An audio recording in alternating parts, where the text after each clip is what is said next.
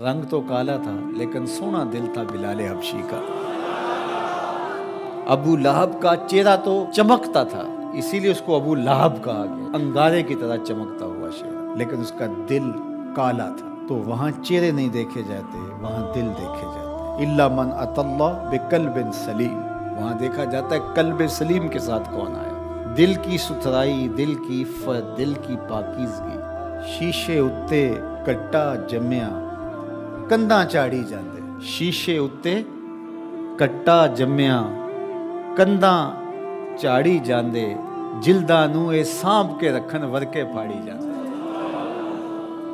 جلداں نوں اے سانپ کے رکھ دے ورکے پھاڑی جاندے۔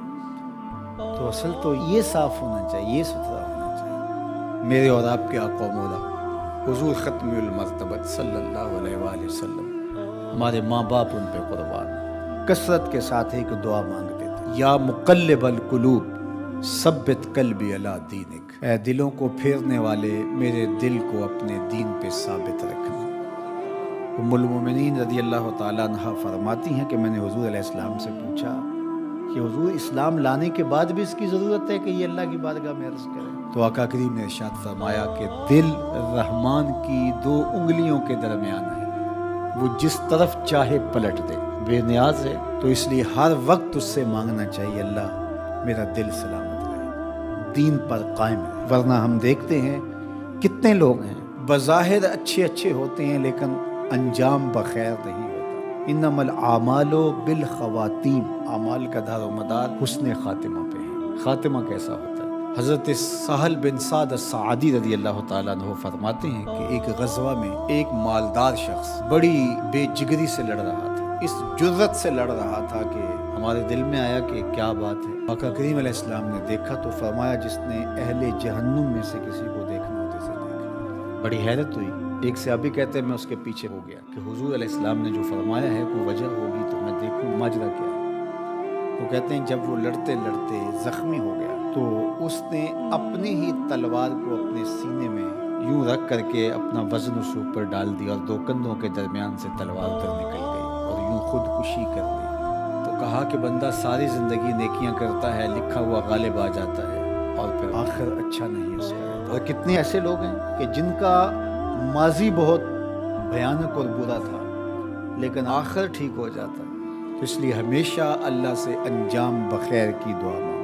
یا مقلب القلوب ثبت قلبی علی دینک، اے دلوں کو پھیرنے والے ہمارے دلوں کو دین پہ ثابت رکھنا، کہیں ایسا نہ ہو کہ ہمارا انجام ٹھیک نہ ہو، انجام ہمارا ٹھیک ہونا چاہیے۔ حضرت ابی ملیکہ رضی اللہ تعالیٰ عنہ فرماتے، میں 30 اصحاب رسول سے ملاقات کی ہے، میں نے سب کو فکر مند پایا ہے انجام ٹھیک ہو جائے۔ جنہوں نے اپنی آنکھوں سے حضور کو دیکھا وہ بھی ڈر رہے ہمارا انجام ٹھیک ہو جائے۔ رنگا رنگ سہیلیاں پرن کڑے، پر پریا اس دا جانیے جس دا توڑ چڑھے۔ ہمیں ایک اور دعا ترغیب دی گئی قرآن مجید میں اہل ایمان کو، اور وہ کیا؟ ربنا لا تزغ قلوبنا بعد اذ ہدیتنا وہب لنا من لدنک رحمہ انک انت الوہاب، اے اللہ ہمارے دلوں کو سیدھا کر دینے کے بعد دوبارہ ٹیڑھا نہ کرنا۔ یہ دل سیدھے ہیں تو سیدھے ہی رہیں، یہ کبھی دوبارہ ٹیڑھے نہ ہوں۔ یہ نرم ہیں تو نرم ہی رہیں، کہیں پتھر نہ ہو جائیں۔ ایمان کے نور سے جگمگا رہے ہیں اللہ، یہ جگمگاتے ہی رہیں، کہیں دوبارہ ان میں ظلمتیں نہ آ جائیں۔ لا تزغ قلوبنا بعد اذ ہدیتنا، ہمارے دلوں کو سیدھا کر دینے کے بعد دوبارہ ٹیڑھا نہ کر دینا۔